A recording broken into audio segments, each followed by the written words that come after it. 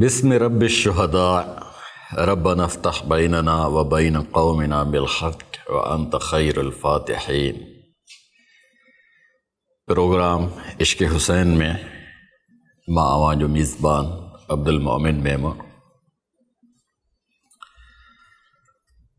इश्क़ हुसैन सलामुल्लाह अलैहि पस मंज़र वाक़े करबला जो असां वरजाए दोहराए चुका आहियूं। लियुज़हिरहु अलद्दीन कुल्लिही ही स्लोगन हुयो दीन इस्लाम जो। ज़िम्मेवारी हुई ख़त्म नबूवत जी अज़ीम तरीन ख़ातमुल अंबिया सल्लल्लाहु अलैहि व आलिहि वसल्लम जन ते, जिन खे न सिर्फ़ दीन माण्हुनि ताईं पहुचाइणो हुयो बल्कि उन दीन खे नाफ़िज़ बि करणो हुयो ऐं ग़ालिब बि करणो हुयो। जाअल हक़ व ज़हक़ल बातिल इन्नल बातिल कान ज़हूक़ा। हक़ जॾहिं आयो बातिल खिसकी वियो, फ़ना थी वियो। बातिल खिसकण जे लाइ हुयो, फ़ना थियण जे लाइ हुयो।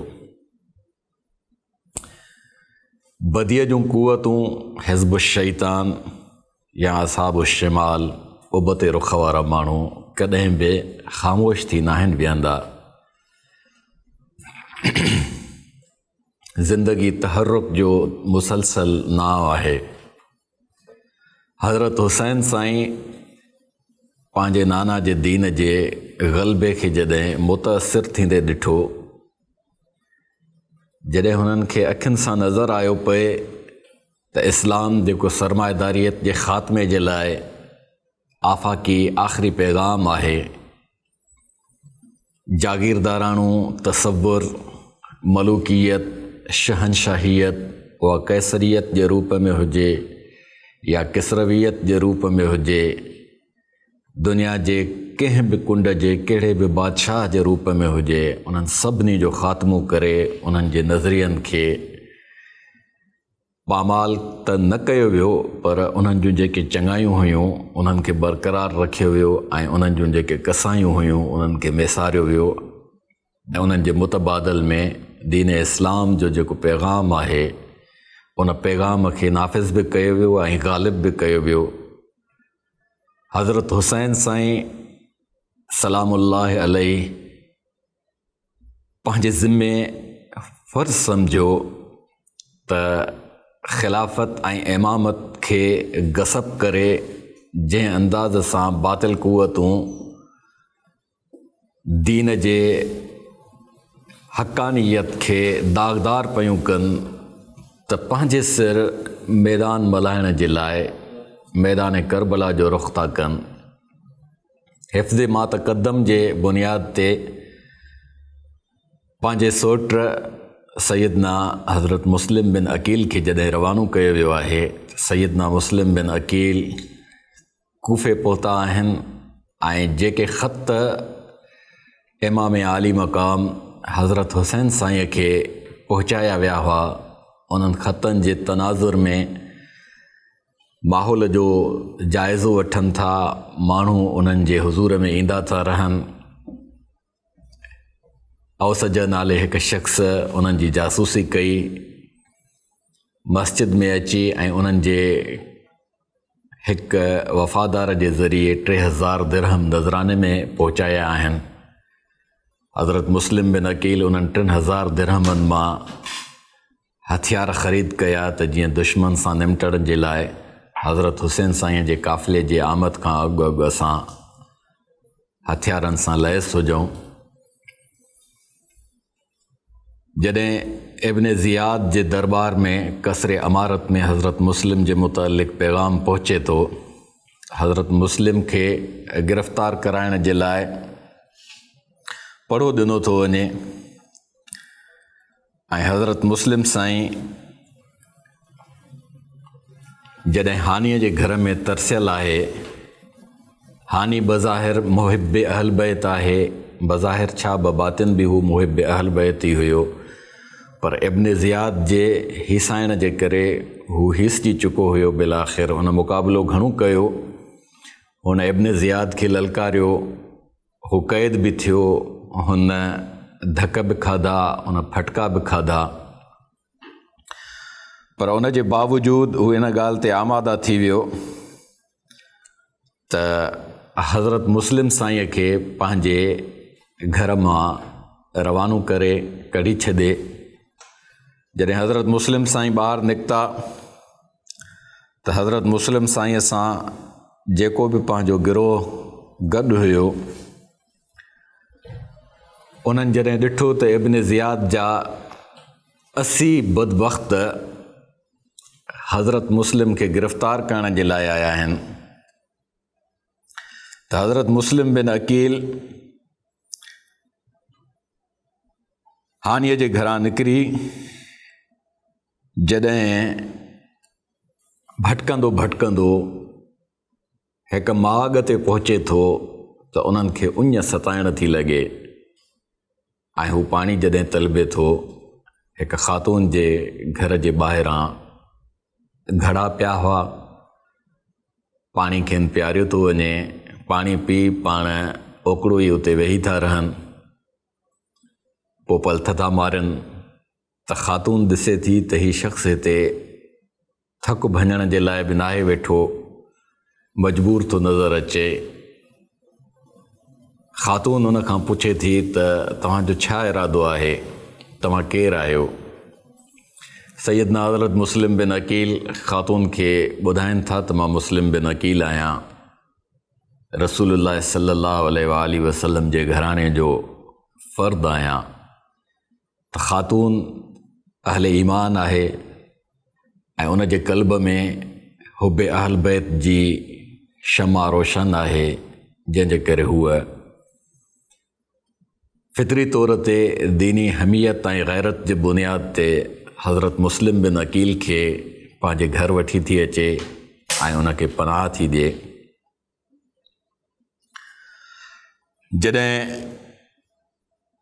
इब्न अशअस जे बदबख़्तीअ जे ग्रुप में 80 माण्हू हज़रत मुस्लिम बिन अकील खे गिरफ़्तार करण था अचनि त माई साहिबा हज़रत मुस्लिम बिन अकील खे पनाह त ॾेई वेठी आहे, पर हाणे उन जे लाइ बि इम्तिहान जूं घड़ियूं आहिनि।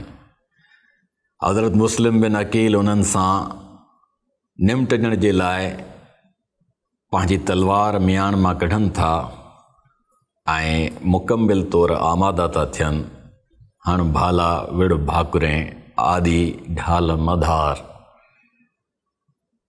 मर्दाना वार बहादुरीअ सां उन्हनि शख़्सनि सां निमटण जे लाइ तलवारबाज़ी था फ़रमाइनि, जेके 5 गुंडनि जे रूप में बज़ाहिर उहे इब्न ज़ियाद जा सरकारी लश्कर जा सिपाह आहिनि, पर पंहिंजे बातिन में हू बदबख़्त हुजण जे करे अहल बैत रसूल सल्लल्लाहु अलैहि वसल्लम जे हिकिड़े चश्मो चिराग खे रतो छाण करण जे लाइ बदनीयतीअ सां जॾहिं अंदरि घिड़िया आहिनि त हज़रत मुस्लिम ज़ाहिरी ॻाल्हि आहे हज़रत अली साईं जे फ़र्ज़ंदनि जे जो भाइटियो आहे, हज़रत अकील जो पुटु आहे, हज़रत अबू तालिब जो पोटो आहे, त बहादुरी ऐं जुर्रत उन जे रत में मौजूदु आहे।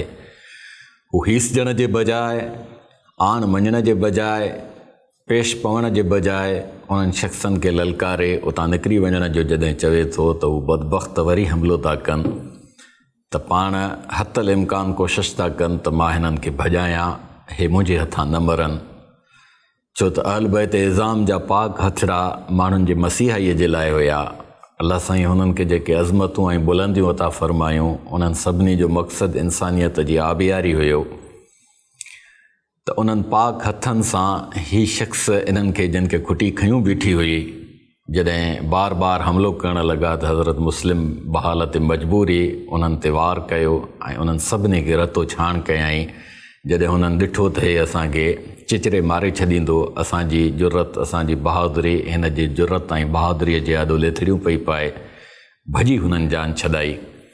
ॿियो हिकिड़ो ताज़ा दम ग्रुप वरी हज़रत मुस्लिम साईं सां वेहण जे लाइ अंदरि घिड़ियो हज़रत मुस्लिम साईं उन्हनि खे बि मर्दाना वार शिकस्त ॾिनी ऐं उन्हनि खे शिकस्त ॾींदे उन्हनि जे ग्रुप जो जेको फ़र्दु हुयो उहो जॾहिं ललकारे पियो, जॾहिं गुस्ताखी पियो करे, त बहालत मजबूरी हज़रत मुस्लिम बिन अकील उन जे मथे ते जॾहिं वार कयो त उनखे फाड़ थी पियो।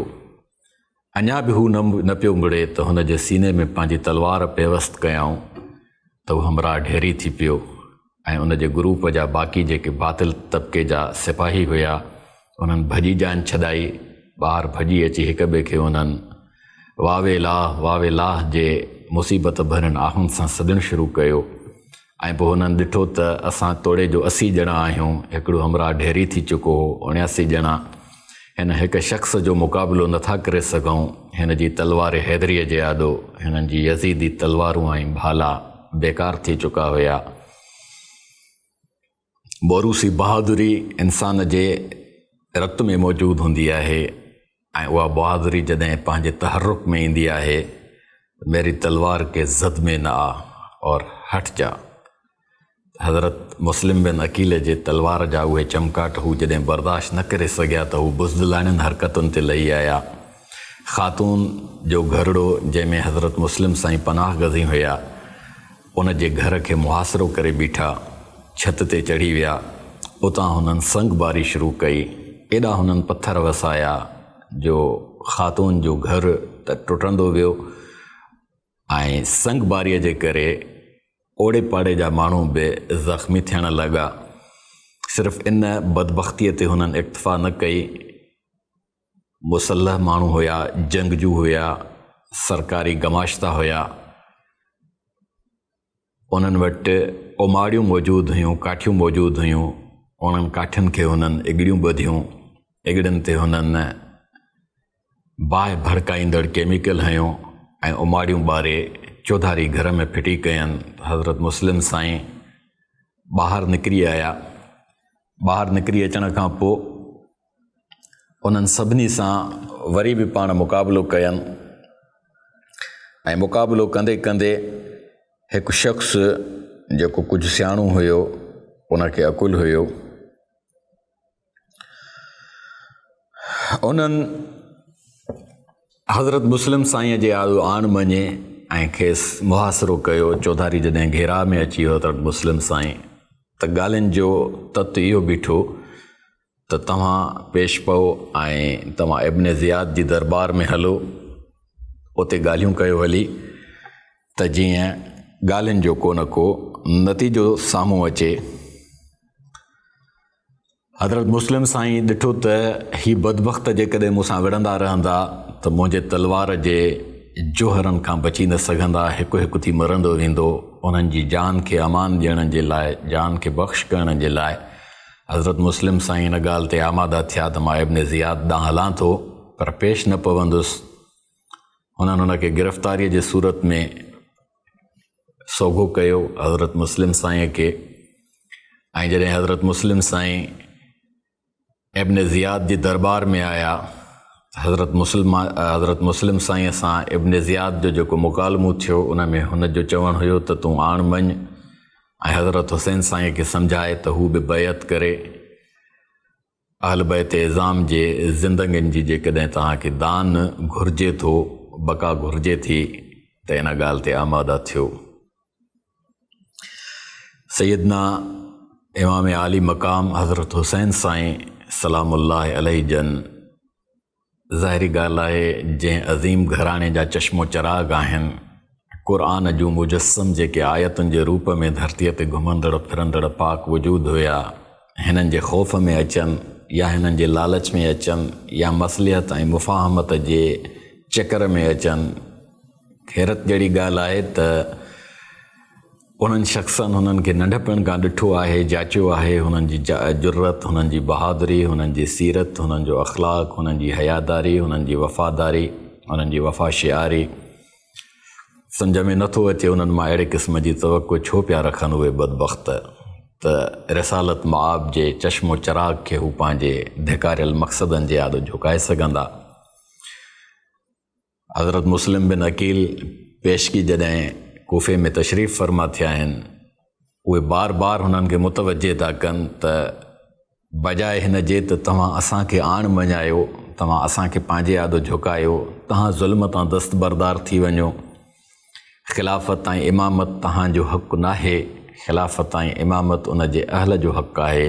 ऐं रूए ज़मीन ते हींअर हज़रत हुसैन साईं खां वधीक को आलिम कोन्हे, को फ़क़ीह कोन्हे, को हाफ़िज़ क़ुरान कोन्हे। वॾी ॻाल्हि त रसूलुल्लाह सल्लल्लाहु अलैहि वसल्लम जन जा बराए रास्त तरबियत याफ़्ता आहिनि, साइण बतूल जा लख़्ते जिगर आहिनि, हज़रत अली मुर्तज़ा रज़ी अल्लाह अन्हु जन जा जिगर जा टुकड़ा आहिनि। उन्हनि खां वधीक ख़िलाफ़त ऐं इमामत जो केरु मुस्तहिक़ आहे? तव्हां असांखे आण था मञरायो, तव्हां छो कोन था दस्तबरदार थियो? छो तव्हां आयाशनि में काहे पिया आहियो? जॾहिं इब्न ज़ियाद हज़रत मुस्लिम जी ज़रूरतमंदाणियूं ॻाल्हियूं ॿुधे थो ऐं हज़रत मुस्लिम जे तेवरनि मां हुनखे काथे बि झुका मुफ़ाहमत ऐं आण मञण जी ख़ूइ नज़र नथी अचे त हू बिगड़ी थो वञे, आपे मां निकिरी थो वञे ऐं पंहिंजनि गुंडनि खे जेके सरकारी सिपाह जे सूरत में हुन वटि मुसल्ह तयारु थिया बीठा हुया, उन्हनि खे हुकुम थो करे त तव्हां हज़रत मुस्लिम खे कसरे अमारत जे बुलंद छत ते वठी वञो ऐं उतां हिन खे माअज़ल्ला धिको ॾियो त जीअं ही चिकनाचूर थी वञे। हज़रत मुस्लिम साईं घबराहट में नथा अचनि, हज़रत मुस्लिम साईं ख़ौफ़ में मुब्तला नथा थियनि, पर उन जे अखियुनि मां जॾहिं लुड़क वहनि था त उन जा हमदर्द उन्हनि खे चवनि था त तूं जंहिं घराणे जो फ़र्दु आहे मौत खे अखियुनि सां ॾिसी रोई थो पवे। हज़रत मुस्लिम साईं चए थो, फरमाइनि था, मां पंहिंजे मौत खे का बि मयार नथो ॾियां, मां मौत खां ख़ौफ़ज़दा बि न आहियां। तव्हां बि ॼाणो था मुंहिंजे अखियुनि जे आॾो मंज़रु आहे इमाम आली मक़ाम सैयदना हज़रत हुसैन साईं जो, जेको पंहिंजे सॼे घराणे समेत पंध में आहे। ऐं हीउ शख़्स जिन मूंसां बेवफ़ाई कई आहे, मां हुन जो कासिद आहियां, मां हुन जो पैगाम्बर आहियां, मां हुन जो एलची आहियां। मूंसां जॾहिं हिननि एॾियूं गद्दारियूं कयूं आहिनि त हुननि सां गॾु जेके मासूम आहिनि उन्हनि जो छा थींदो? मूंखे उन्हनि जे अंजाम ते दिलि भरिजी आई आहे ऐं मां पंहिंजी बेवसीअ ते थो रोआं त हींअर मां हुननि ताईं इहो पैगाम बि नथो पहुचाए सघां जंहिंमें हुननि खे मां ख़बरदार करे सघां त हू हेॾां जे रुख जे बजाए दुनिया जे कंहिं बि कुंड जो कुड़छ जो रुख कनि। इहो सबबु आहे जो मुंहिंजे अखियुनि में पाणी भरिजी आयो आहे। न त मौत असां अहल बैत जे लाइ हिकु बिशारत खां वधीक अहमियत थो रखे। मौत असांजे लाइ विसाल जो नालो आहे। असां हिन दुनिया मां मुंतक़िल थी ज़ाहिरी ॻाल्हि आहे रफ़ीक़ आला जे हुज़ूर में उन जा रफ़ीक़ आला पैगम्बर इस्लाम सल्लल्लाहु अलैहि वसल्लम जन आहिनि। असां उन जे ई हुज़ूर में वेंदासीं। जॾहिं हज़रत मुस्लिम साईं खे उते ज़ख़्मी करे मथां किरायो थो वञे, उन्हनि में साह जी कुझु रमक बाक़ी आहे त हिकिड़ो बदबख़्त अची ऐं उन्हनि जे गर्दन मुबारक ते तलवार थो हलाए ऐं उन्हनि जा पसाह पूरा था थियनि। इन्ना लिल्लाहि व इन्ना इलैहि राजिऊन, इन अजल अल्लाह इज़ा जा ला युअख़्ख़र। इहो ईमान जो जुज़ आहे त हू बजाए शिकस्त खुर्दा ख़ौफ़ जे पंहिंजे चपनि ते मुस्कुराहट आणनि था। उहा मुस्कुराहट फितरी आहे। निशाने मर्द मोमिन बातो गोयम जो मर्ग आयद तबस्सुम बर लबे ओस्त।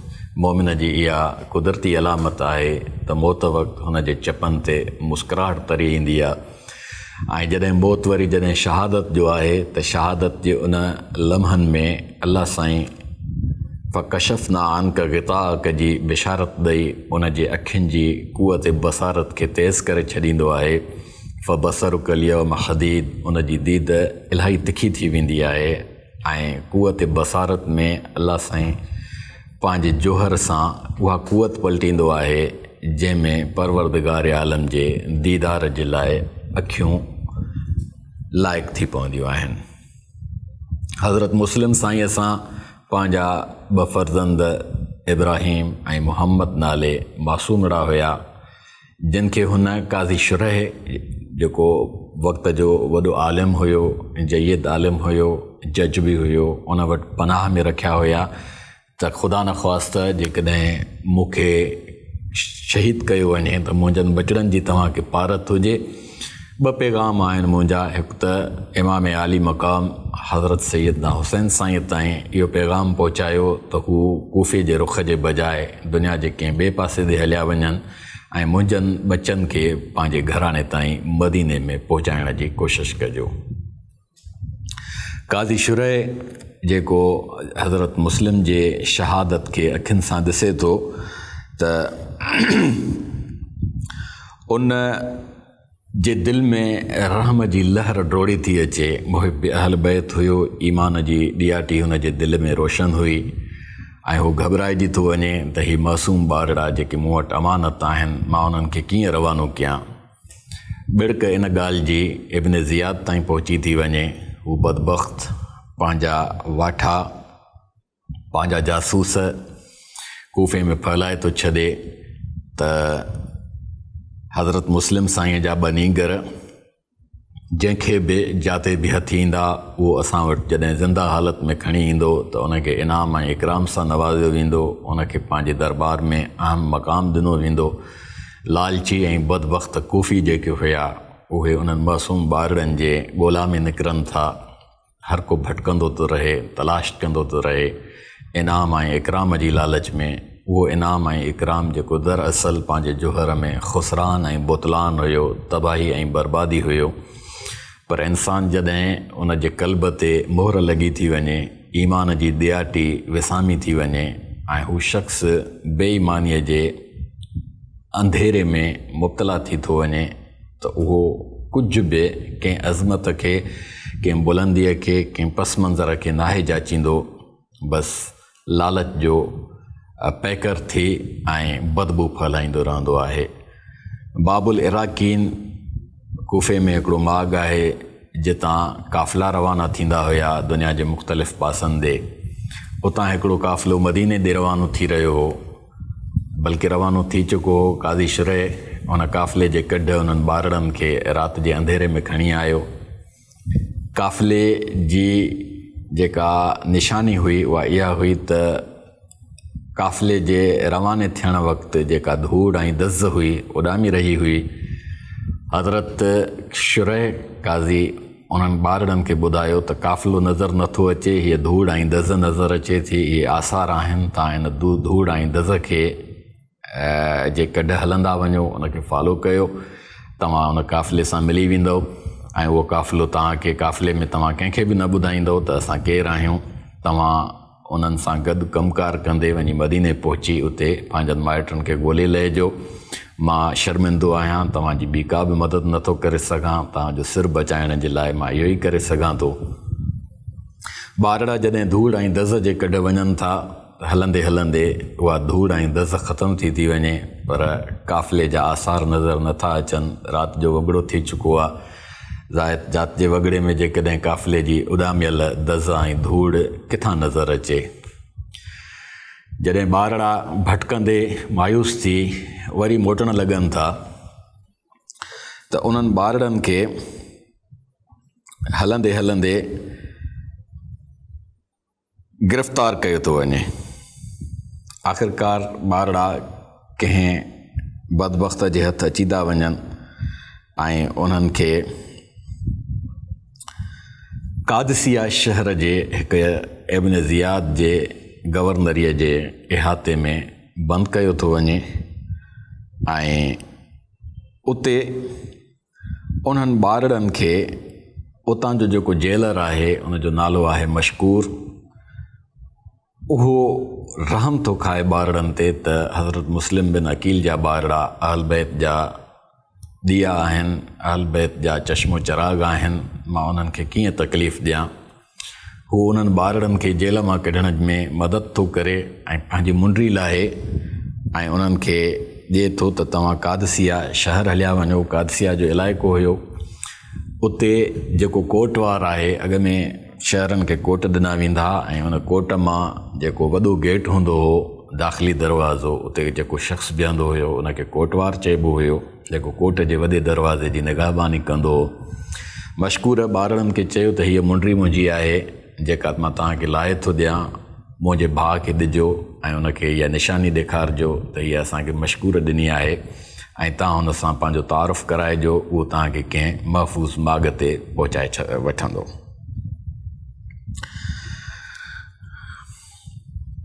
ॿारड़ा जॾहिं मशकूर जे महिरबानीअ सां जेल मां रवाना थिया ऐं उन्हनि कादसिया जे कोट जो रुख़ कयो त ॿारड़नि खे उञ सतायो, राति जो वॻड़ो थी थो वञे ऐं उन उञ में ॿार तड़पंदा हिकिड़े ख़ातून जे दरवाज़े ते पहुचनि था ऐं अञा कूफ़े जे सरहदुनि मां न निकिता आहिनि त ॿारड़ा पाणीअ जी दाह था कनि।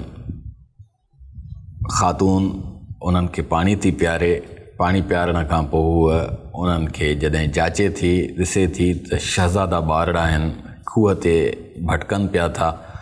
उहा माई दरअसल कनीज़ आहे, हिकु मुहिब अहल बैत ख़ातून जी। उहा ॿारड़नि खे घर वठी थी अचे ऐं जॾहिं पंहिंजी मालकियाणीअ खे ॾेखारे थी, मालकियाणीअ सां ॿार सची कनि था त असां मुस्लिम बिन अकील जा नीगर आहियूं, मां मोहम्मद इब्राहिम आहियां, ही मोहम्मद पंहिंजे सिर आहे, नाला हुया उन्हनि जा। असांखे तव्हां जेकॾहिं पनाह ॾींदव असां सुबुह जो वरी कादसिया जे तरफ़ रवाना थी वेंदासीं। हीअ असांजी मुंडी आहे ऐं हिन जे तवसुत सां असां कादसिया जे कोटवार ताईं पहुचंदासीं, जेको असांखे पंहिंजे घराने में पहुचाईंदो। माई साहिबा परेशान बि थिए थी, हैरान बि थिए थी। उन जे क़ल्ब में जेका ईमान जी ॾियाटी आहे उन ते उहा ख़ुशि बि थिए थी त अहल बैत जा चश्मो चराग मुंहिंजे घर में कही आया आहिनि। मां उन्हनि खे सीने सां लाहियां थी, मां उन्हनि जूं बरकतूं ऐं रहमतूं माणियां थी। ॿारड़नि खे पंहिंजे मुड़ुस जे ताड़ खां बचाइण जे लाइ हूअ हिकु अंदरी कोठीअ में पनाह थी ॾे ऐं ॿारड़नि खे सम्झाए थी त तव्हां कंहिं बि क़िस्म जो को बि आवाज़ न कजो, ज़रूरत जूं शयूं ॿारड़नि खे मुयसरु करे ॾिए थी। उन जो मुड़ुसु हारिस आहे, जेको इब्न ज़ियाद जे ऐलान ॿुधण खां पोइ, जंहिं ऐलान में हुन चयो हो त हज़रत मुस्लिम बिन अकील जा नींगर जेको मूंखे ज़िंदा आणे ॾींदो, मां उनखे इनाम ॾींदुसि, मां उनखे इकराम सां नवाज़ींदुसि ऐं मां उनखे पंहिंजे दरबार में पंहिंजो कुर्ब ॾींदुसि, माने मुंहिंजे मुक़र्रबीन में हूंदो, मुंहिंजे वेझनि माण्हुनि मां थी वेंदो। हर माण्हू इन लालच में डुकियो डोड़ियो पए।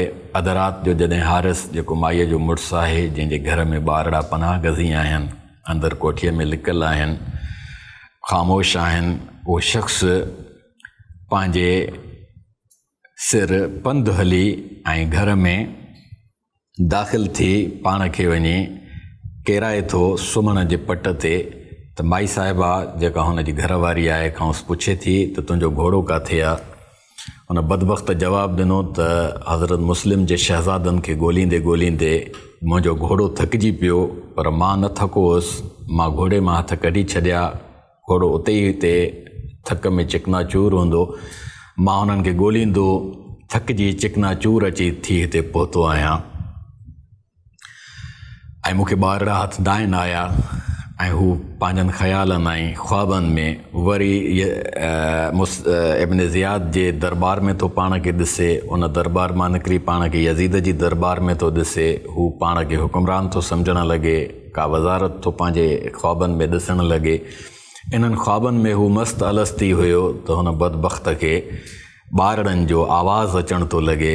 ॿारड़नि मां वॾे इब्राहिम नाले जेको शख़्स हुयो उहो ओचितो उथियो आहे ऐं हू पंहिंजे भाउ खे ॻल थो लाहे, चएसि थो बाबा असांखे त मना कयो वियो आहे आवाज़ु करण खां, तव्हां छो था रुओ? चई त मूंखे हुज़ूर जन ख़्वाब में नज़र आया आहिनि, जेके मां पंहिंजो पाण खे हींअर उन्हनि जी दरबार में ॾिठो आहे। असांजो वक़्तु अची चुको आहे, असां न बची सघंदासीं। अहल बैत जे घराणे जा ॿारड़ा आहिनि, ईमान सां हुननि जा क़ल्ब जेनेटिकली रोशन हुया। इहा शइ अकुल खां भली बईद हुजे पर ईमान खां बईद न आहे।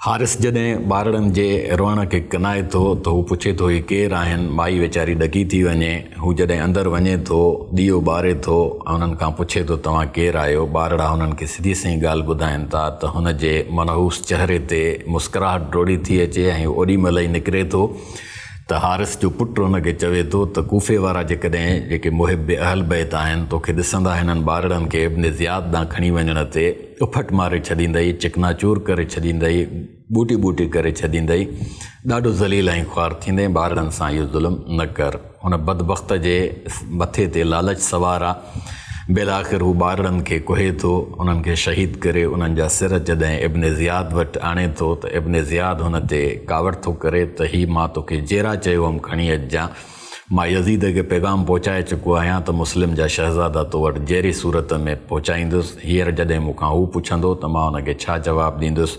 हुन चयसि त जेकॾहिं मां हिननि खे ज़िंदा खणी अचां त माण्हू मूंखे न छॾंदा, मारे छॾंदा, इन्हनि खे शहीद करे ॿोरीअ में बंदि करे खणी आयो आहियां। त इब्न ज़ियाद केतिरो बि बदबख़्त हुयो पर बुराईअ जो अंजाम बुराई थींदो आहे। उन हारिस खे बि उते क़तलु कयो ऐं उन जे ॿारनि जे मथां हुन केतिरो बि बदबख़्त हुयो पर इंसानी रूप में हुयो ऐं हू हुननि जे मथां शर्मिंदो थी बीह रहियो। दास्तान जे सिलसिले खे पाण अॻिते खणी हलंदासीं। फ़िलहाल इजाज़त था तलबियूं। खुदाया बहक़ के बनी फ़ातिमा केबर कौल ईमा कुनम ख़ातिमा।